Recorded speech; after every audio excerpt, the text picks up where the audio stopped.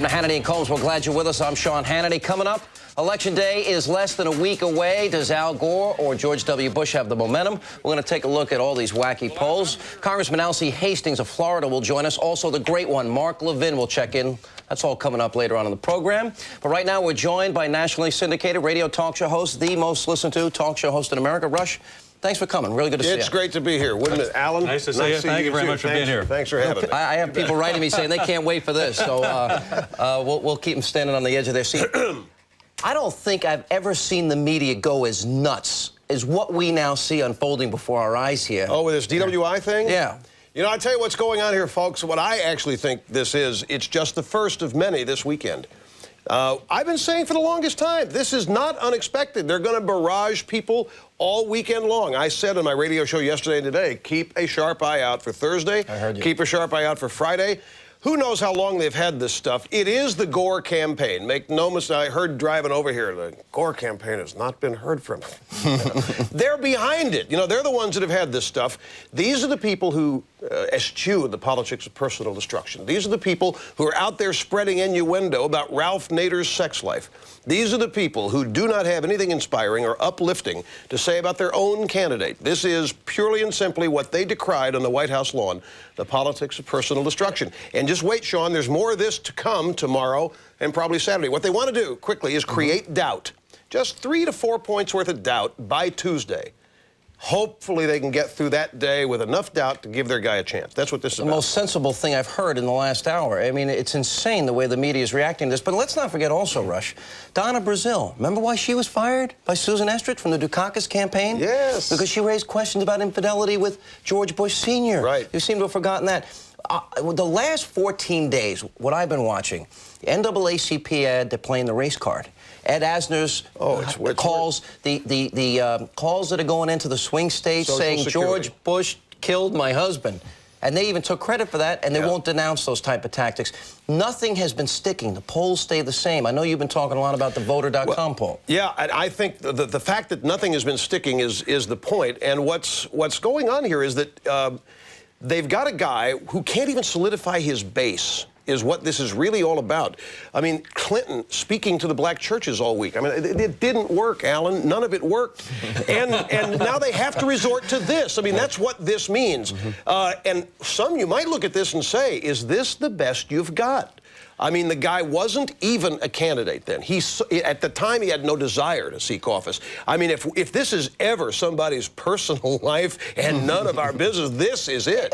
Look, isn't this good? I think, and I feel very strongly about this, this is a miscalculation here.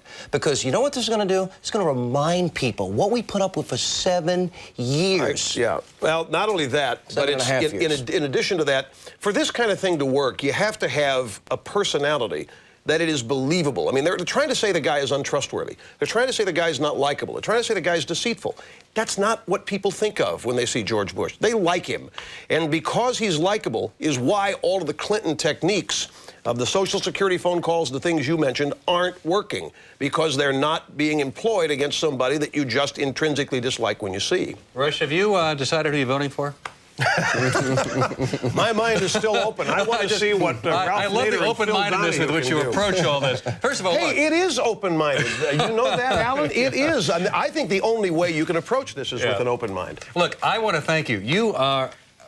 You and I disagree, obviously, on a lot of stuff, probably like everything, but you have been a beacon for talk radio, and our careers in talk radio would not have been as successful without you and what you accomplished because of your great showmanship. So thank you for what you've done. I got to tell you something. This is something, when I first came to New York, it was August of 1988, and this is why I do not listen to other radio talk show hosts. And I wasn't listening. Somebody was walking around WABC, and they were cracking a joke about Al Sharpton's hairstyle or what he had done. And I used it on the air. It turned out you had used it. And somebody, so I got all these complaints. Well, you're not going to make it here if all you can do is roll into town and start copying people that are already on the air. I don't know if you know. So that's the secret of your success. You've been copying me all these years. Right. Listen, you know, but let's get back to the campaign for a second. And we're really glad you're doing the show tonight. Hasn't Al Gore's character been called into question? Haven't they ever since day one tried to call Gore a liar, an exaggerator, played a dirty campaign against him? But it's personal attack. It's what it is. No, it's a recitation of truth. It is a calling attention to something that is. It's not an attempt to make people believe something that's not. It's not saying about somebody, hey, there is this little bitty bit of information you may never have heard. In the case of Gore, it's true. Look, this is the guy, we talk about qualifications, Alan, the guy that flunked divinity. How do you flunk God? He flunked God. Then we got a guy who quits law school because Bush has a Harvard MBA. Who is the smart one here? Well, look, when George W. Bush has had trouble articulating his position on issues, today he said Social Security was not a federal program. I mean, he seems to have a hard time grasping and getting traction on the very things that he is trying to put forth. I don't think that's the case at all. I don't think he has trouble grasping issues at all. I don't think this occasional faux pas that he gets into when he speaks means a thing about what he understands. Whether he understands, of course he knows what Social Security is. And I'm telling you, if that's what people want to focus on and say he's not qualified or he's not man enough or doesn't have enough intelligence, it's not going to work because the people don't dislike the guy. If you were advising Al Gore, what would you tell him to do right now? Quit. Sorry, I couldn't resist. It's amazing. You threw your voice. How did you do that? I think that Gore has some basic problems, Al. He doesn't know who he is. He has no authenticity. He's still searching for his voice. He's still searching for who he is, the real Al Gore. And it's because of that he can't energize the base. And that is, I mean, I keep talking about that, but we are 4 or 5 days away from an election, and that is key because there is no eagerness on the part of his base to go vote. You've seen the polls on that. You've heard people talk about it. And I think the reason why there's not that much enthusiasm about Gore, and I'll bet if we could turn these cameras off, you probably would admit to me, if I promised not to spread it, that there's probably somebody better on your side that they could have nominated. He doesn't fire people up. But you could say the same. Well, actually, no. At this stage, I'm very proud of the guy who won. I'm not one of these people who thinks the Republicans elected the wrong guy. All right, we got to take a break. A lot more with Rush Limbaugh coming up in just a moment. Also, we're told there may be some response from the governor, George W. Bush, regarding this latest issue that we've been talking about. We also have the latest poll numbers. We'll show those to you when we come back. And also, we'll be joined by Democratic Florida Congressman Alcee Hastings. The great one, Mark Levin, is on board with us tonight as we continue on Hannity and Colmes. Please stay tuned.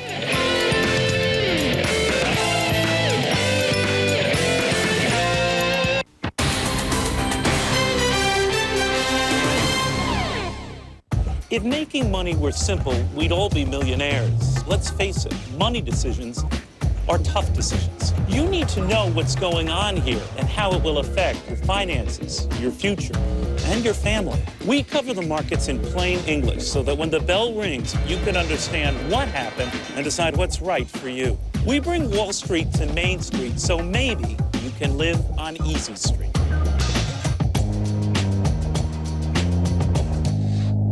Fox News Channel Daytime.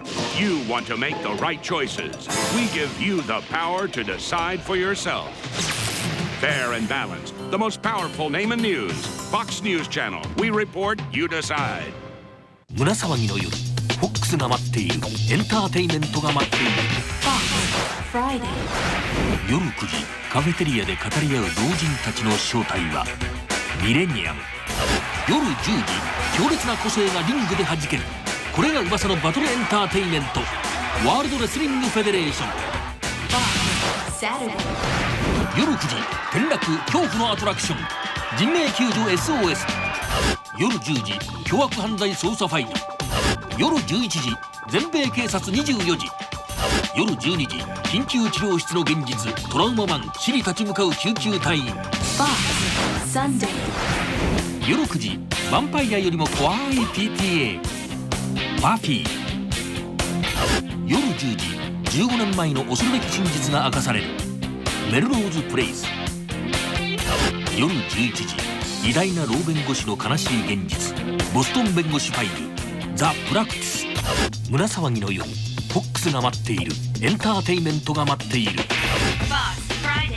ミレニアムワールドレスリングフェデレーション。人命救助 SOS 凶悪犯罪捜査ファイル。全米警察24時、トラウママン、死に立ち向かう救急隊員。バフィーメルローズプレイスザ・プラクティス。吹き抜けるハリウッドの風、今日本にもうフォックスしかない。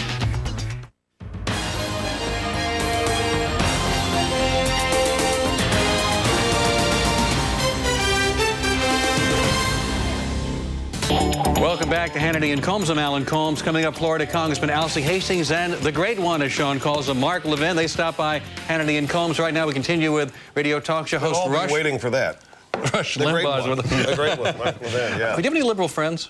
Yes, of course I have liberal friends. College professors, in fact. Really? Is that yeah. Oh, academia. Yes, of course. Absolutely. And they ever try to change your opinion? Has any liberal ever helped you change your opinion on something? No, I don't think so. And they try. But, you know, that really hasn't, those kind of things don't really happen. We just share ideas. And I mean, there may be some joking around about people being right or wrong, but this is one of the great misunderstandings about, I don't know necessarily me, but conservatives. Everybody says trying to force your will on everybody. I'm not at all. But I do consider myself a player in the arena of ideas, and I do like to try to persuade. But I want it to happen genuinely. I don't want to be pointing fingers in people's faces and force them to agree. I want them to come to it on their own. Are you surprised by what you've accomplished in radio and the conservative movement, how big that's become, how big radio has become, and what the role you've played in all that happening? Well, I don't know what my role in it is, to be honest, but in terms of my personal success, I'm not surprised, because that was the objective. It was the goal. What I am surprised are the manifestations of success. I was totally unprepared for what it really is.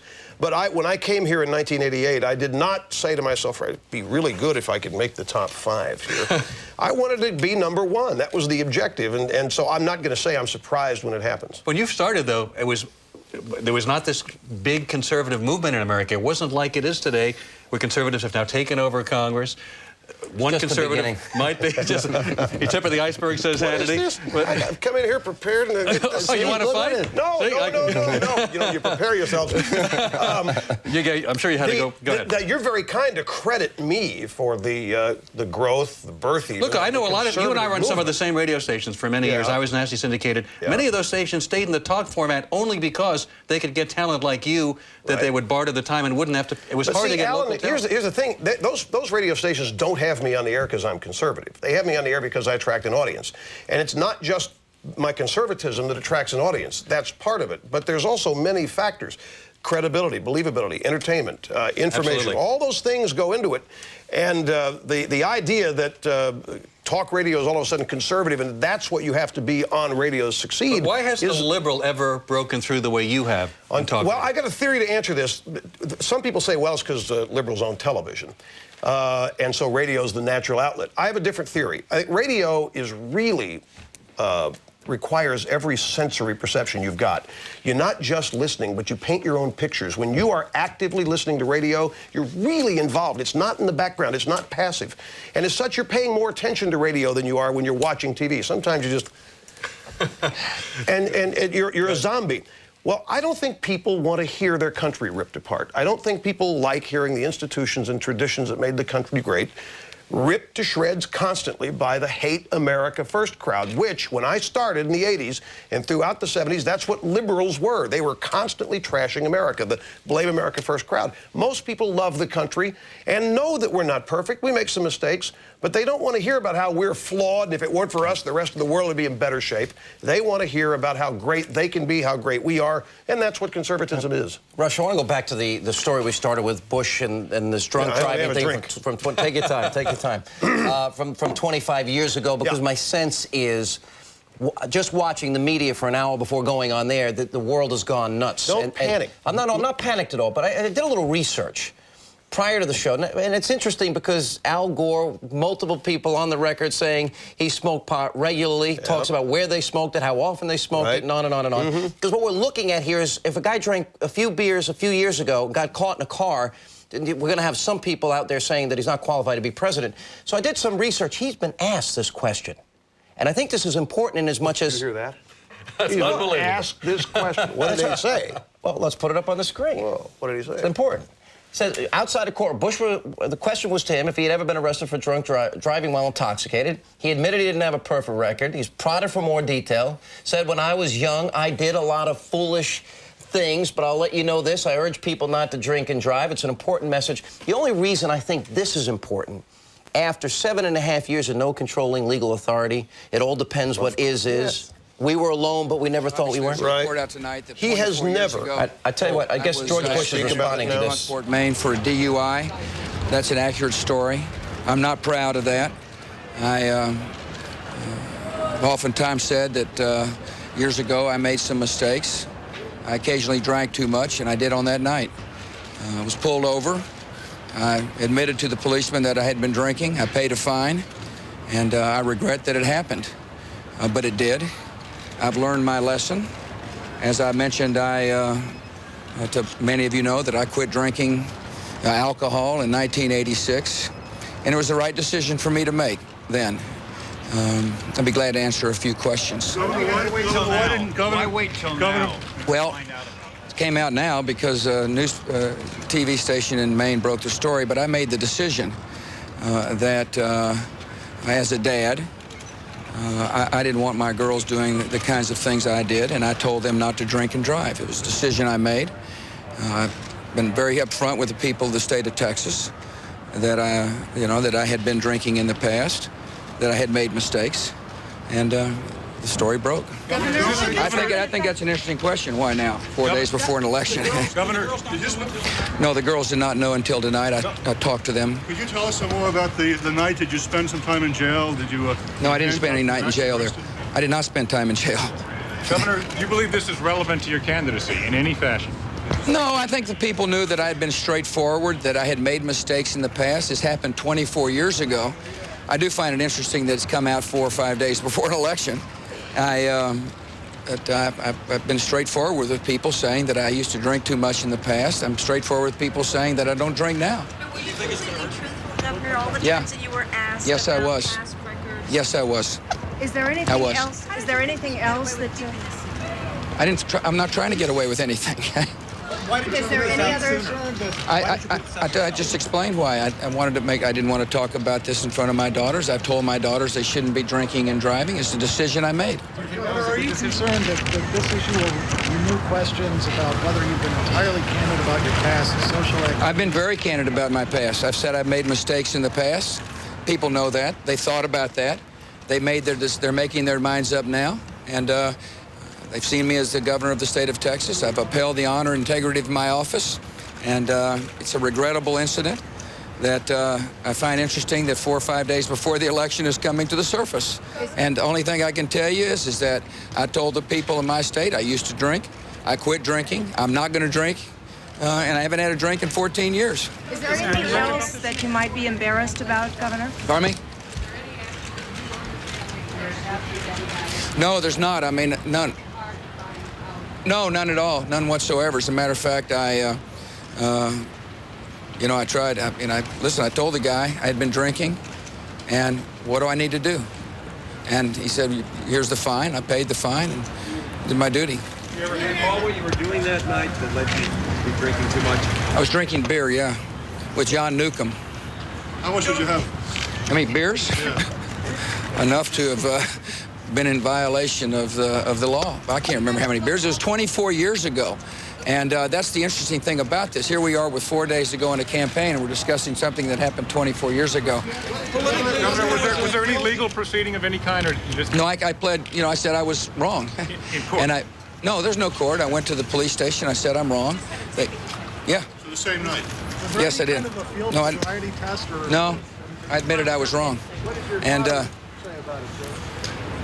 my father, as I recall, he wasn't very happy about it. But Governor, are there any more mistakes of this kind or similar waiting to be discovered? no. Listening for the highest office in the land, don't you think the people had a right to know this about you? I told the people I'd made mistakes in the past. I told the people I'd made mistakes in the past, and this was a mistake I made in the past. I also told the people that in the past I had drunk too much at times, and this was the case. And as I mentioned to you, I'm a dad. I was trying to teach my children right from wrong. I chose the course that to my daughters, I was going to tell them they shouldn't drive and drink, and that's the course of action I took. Thank you all very much. And I'm the first to say that what I did was wrong, and I've corrected that. And I think the people of America will understand that. I think the interesting thing is that why 5 days before an election, all of a sudden, that's your job. I got my suspicions. Thank you all. I've got my suspicions. I don't know.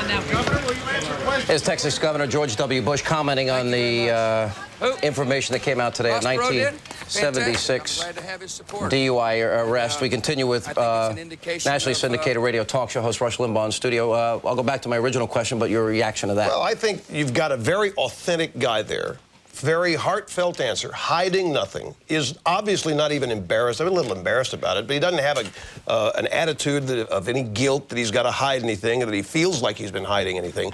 The key question there was a reporterette asked, and I don't think you can hear it very well, but a reporterette asked, is there anything else that you're hiding? And he said, I'm not hiding anything, but the key question, is there anything else? My theory when I sat down here tonight was that Gore has a lot more of this kind of stuff and that they're going to release it as needed, day by day, hour by hour.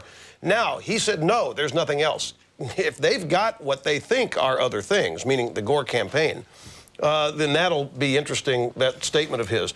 But I think this isn't going to change anybody who likes Bush, who's going to vote for Bush. It's not going to change their mind. Yeah, I agree with that assessment. Nobody got hurt, by the way, Sean. Nobody was injured. He got pulled over for driving too slowly. And his dad, he's not running for office at the time, so... Well, back to my original... This makes him a real guy. This happens to a lot of people. Back to my original question, which had to do with, first of all, Gore... A lot of people on the record say he was a regular marijuana smoker. All right, that's been on the record, so it's not 4 days out of an election. But he was asked about the question, and we just put up on the screen. He never denied it, basically kind of admitted it back in 1996. Right. And I thought that was a refreshing answer as opposed to what we've gotten in the last 7.5 years with no controlling legal authority and is, and all that. Yeah, and it's a difference in... trying to hide guilt. And Clinton and Gore lie for different reasons. I mean, Gore's got some pathological problems. Clinton lies to cover up guilt, to keep people from understanding what he's really done. Gore lies because he's not satisfied with who he is, and he's got to make things up about himself. Bush doesn't lie. When you get right down to it, there's no lie here. There's no attempt to deceive anybody. Even now, he didn't attack anybody in this. In terms of who brought it forward. All he did was raise questions about how curious the timing is. But, I mean, this is a thing, somebody in his situation could be bitter. He could have gone out, he had a smile on his face. I think he's really matured. I think he handled it well. I do, too. You look at this, from my standpoint, his base is far more eager to vote than is Gore's. And this is a turnout election. Things like this are going to have to make Bush's base cool on him. This is not going to do it. You know that a lot of this will hinge on the swing vote, and a lot of people have either undecided, have decided, or it may change the turnout. Couldn't that affect, within a couple of points, this election? Well, I think I think the objective is to create doubt within the ranks of the great undecideds, these people about whom we've attached a lot of virtue. Frankly, if you're undecided now... I agree with you. How can you be undecided? Well, because we've made it virtuous. You guys put them on TV as part of focus groups. I mean, if you've made up your mind, you're never going to get on TV unless you're a famous talk show host like me. But if you're just average Joe, you got to be undecided to get on TV. So we kind of foster that. But I think that... you look at the two campaigns, and this did not knock Bush off his stride, Alan. There's enthusiasm, there's excitement, there's happiness, there's motivation, inspiration on the Bush side. None of that, even tonight, on the Gore side. The people already for Bush are not going to change their mind. People for Gore are not going to change. It's the people in the middle that have got to be concerned about. And by the way, he kept intimating that it was the Gore campaign that put this out. Pretty safe bet. But, you know, it was a Fox reporter in Maine that got some documents from the local police department. That's where this came from. Well, why didn't your Fox reporter get this 10 years ago, 5 years ago, 5 weeks ago? Are you suggesting, I don't know, what role could the Gore campaign have had? Look, I'm just suggesting that we apply a little common sense intelligence here. We got a story that comes out 5 days before the election, a story that goes back to 1976. I don't think we shouldn't waste time here on arguing whether or not the Gore people are behind this. They clearly are. Back to your question about the undecideds. The undecideds are going to trend toward Bush in this. The undecideds are going to trend to where it's happening, to where the action is. The action's on Bush. You don't think will this affect any undecided votes? Oh, maybe some, but I don't think it's going to affect enough of them to give Gore this. If this kind of stuff gives Gore the presidency, we're in trouble, but it won't. But it could go either way, regardless. I mean, there's no way you can sit here and predict who's going to win on Tuesday. Of course. I mean, it could be cloudy when I walk out of here tonight. when it was. See, they're grasping at straws. This is what it's not a straw. No, it's not nothing personal. Nothing personal. But look at what you're having to do. He could win Tuesday, couldn't he? But the polls within the margin of error. They're all this down. Poll is throw the polls out. This race is much bigger margin of victory than the polls. This is not going to be close. We got to take a break. We'll come back. One more segment. Rush Limbaugh will stay with us as we continue. Right after this break, we'll also be joined by Florida Congressman Alcee Hastings. We'll take a look at the latest polls. The great Levin. one. You left out Levin. The great one. You call him F. Lee. F. Lee. F. Lee. Flea Levin. Coming up straight ahead on Hannity and Colmes.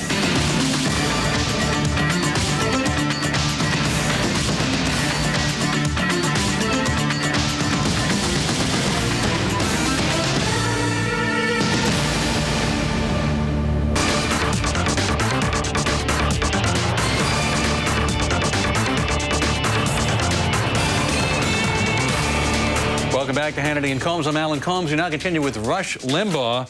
Rush, I want to show you a letter I got in the mail yesterday. Oh, all right. Let's put this up. This is from the Lazio campaign. They wrote to me at WEVD, my radio station. It says, Dear Mr. Colmes, you've probably been swamped with letters from me and others asking your help in defeating Hillary Clinton this year. And they're asking me for money. You send it? And there's the there was a donation card, donor card, and it had my name every other word. I don't know how they got my name. You know the way they insert your name or these things. Yes. How would you respond? And if you got one from Gore, what would you do? Well, I send it back empty because it costs them the postage. I see. You know, I get that stuff from the Now Gang. Do you really want you to contribute? The National Association of Gals is what I call them, nags. Yeah, I get your name, ends up in these lists. You see, now you say that stuff, and it's very funny, and people take you seriously, and they get all upset when you say stuff like that. No, not everybody takes it. The people who are just spoiling, the people who can't lighten up, the people who are just looking for reasons to be offended, I mean, they take it seriously. They should laugh at that. They shouldn't get all upset. I agree with sometimes you. liberals, I'll speak for myself, they overreact to stuff. They take it too seriously. I know. But that's part of what makes it fun. Yeah, well, you like when you get under their skin like that. Yes, when they make it easy. Is it better for you if Gore wins or if Bush wins? Oh, much better if Bush wins.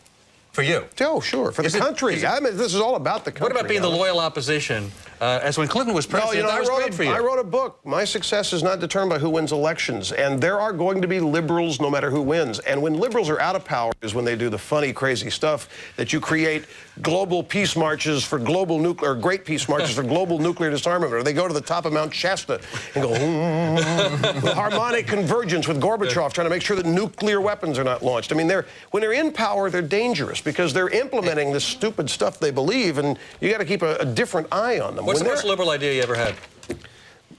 Most liberal idea I ever had?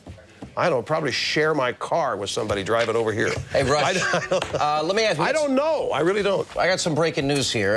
First of all, Ross Perot has endorsed George Governor Bush. He's a man no one ever criticizes for improper conduct or taking funds or payoffs. He's done an outstanding job as governor. Doesn't that say improper conduct as governor?